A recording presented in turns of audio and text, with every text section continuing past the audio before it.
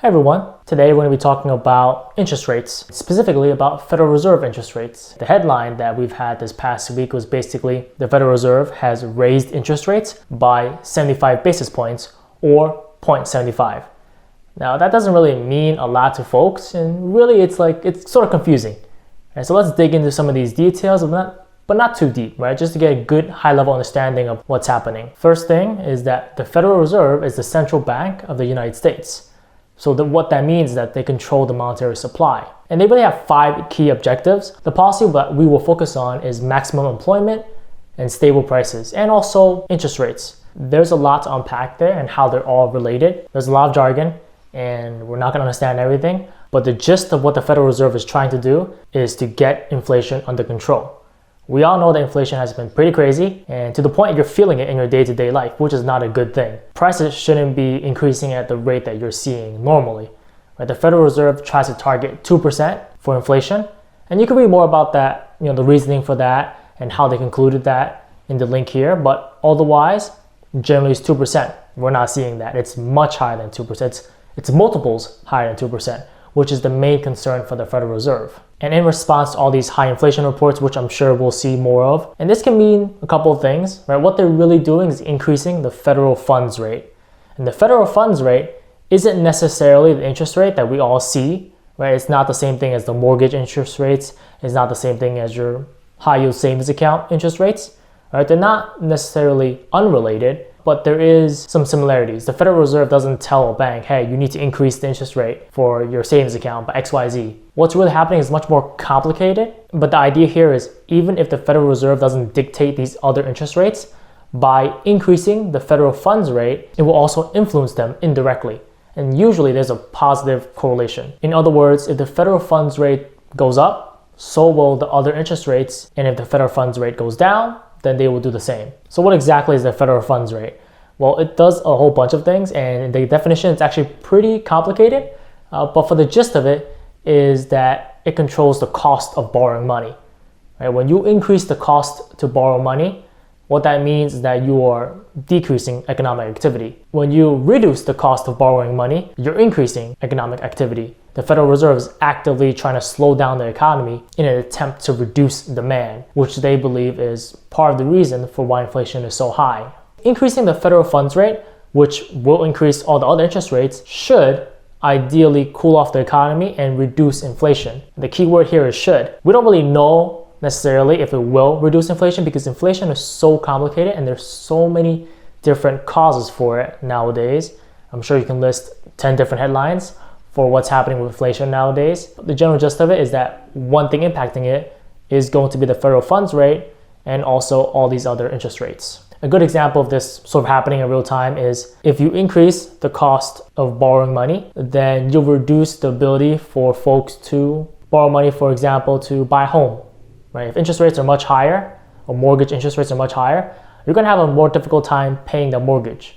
In other words, you won't be able to buy the home. And ideally, that means it will slow down economic activity and also, in a sense, reduce the cost of homes. Again, there's no guarantees, but as far as I can tell, if inflation does not slow down, the Federal Reserve will continue to increase the federal funds rate, which will increase all other interest rates, then lead to an economic slowdown. When it comes to everyday life, they're going to see some changes. Not all of us, but ideally, the change that you want to see is that prices will come down or stabilize. Right? Hopefully, the Federal Reserve is making the right move here in the sense that if prices come down or they stabilize, then hopefully your groceries will be less expensive, gas will be less expensive. We also have to keep in mind that prices do not increase or decrease equally across the board. Right? Just because you see X% for how much prices increase or X% inflation, it doesn't mean everything increased at that price. Potentially gas increased more, used cars increased more. Ultimately, what we're seeing a negative impact on our everyday life because of the fact that, generally speaking, things we need do cost more. Now, one thing you can do in an inflationary environment is to ask for a raise.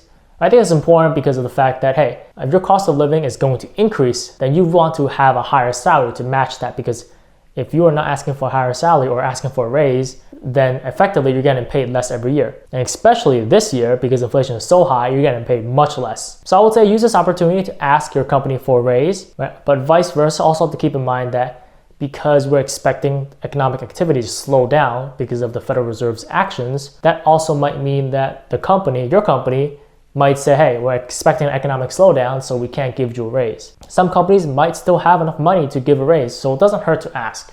One other thing is, don't watch the stock market. Some of you are watching the stock market. Try not to do that because it's going to go up and down.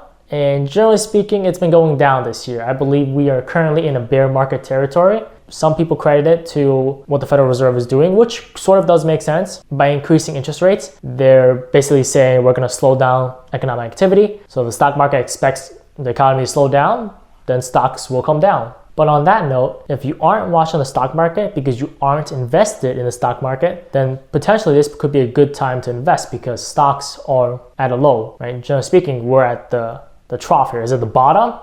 I can't tell you for sure, but I can say we're much lower than previously or the past year. I like to consider that the market's cheap, which means that I'm going to keep buying in, but that might not be your strategy, right? You might have a different strategy when it comes to this, and that's completely fine. But if you're not in the stock market, this may be an opportunity to get in just because investments are much more affordable now. I would say the biggest impact here when it comes to increasing federal funds rate is actually the long-term impact. And mainly the biggest one here is job security. As we all know, recessions are not great for job security.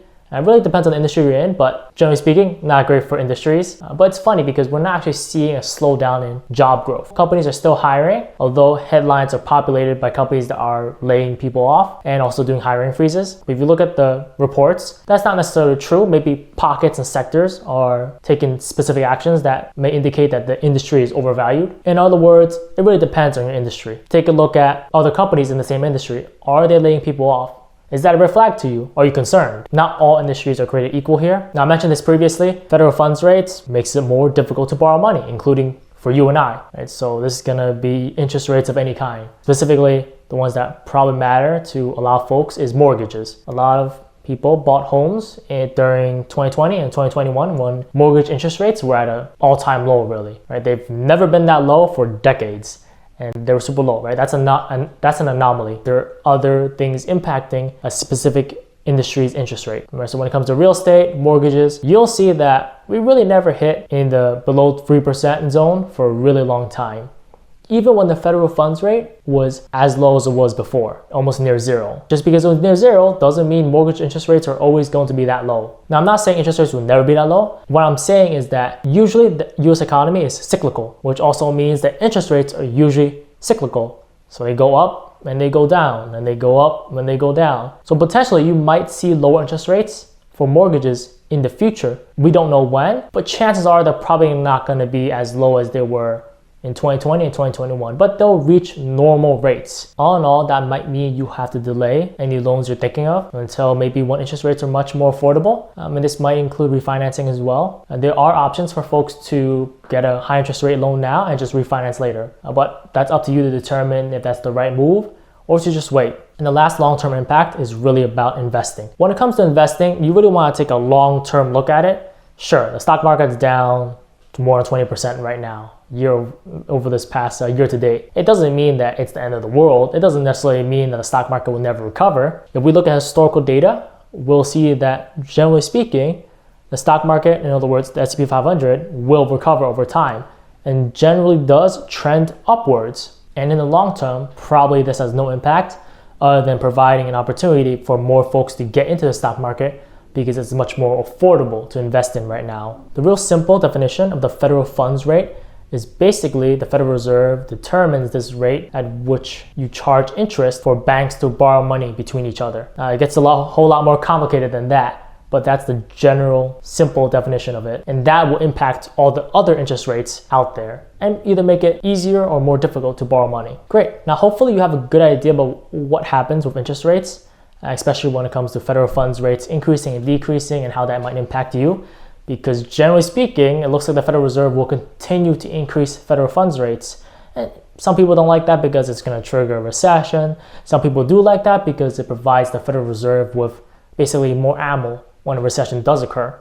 Because if your federal funds rate is at zero, you can't encourage economic growth by decreasing it more. In a way, we're charging up ammo for the next recession, which will ultimately happen, whether it's now or later. All right, good luck, and hopefully you are prepared for the next interest rate increase, hike, or reduction, whatever it may happen next.